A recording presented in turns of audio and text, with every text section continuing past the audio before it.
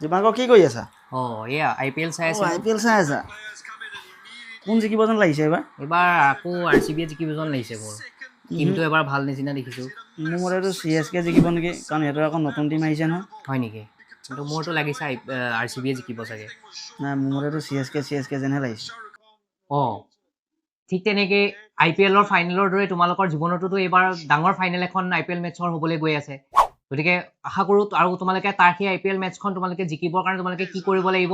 তোমালোকে প্ৰিপাৰেশ্যন কৰিব লাগিব। আৰু ক'ত কৰিবা? আমাৰ ইতিমধ্যে আমাৰ আৰোহণ বেটছ লঞ্চ কৰা হৈছে আৰু তাতে তোমালোকে যদি জইন হোৱা সকলোখিনি বস্তু আমি ধুনীয়াকৈ সুন্দৰকৈ বুজাই দিয়া হৈ আছে, একদম ক্ৰিষ্টেল ক্লিয়াৰ কৰি পেলাই তোমালোকে তাতে জইন হ'লে তোমালোকক সুন্দৰকৈ প্ৰিপাৰেশ্যন আমি কৰাই দিব পাৰিম আৰু তোমালোকে সেই ফাইনেল মেটছখন তোমালোকে জিকিব পাৰিবা, যোনখন আমাৰ হ'বলৈ গৈ আছে 2027। ঠিক আছে?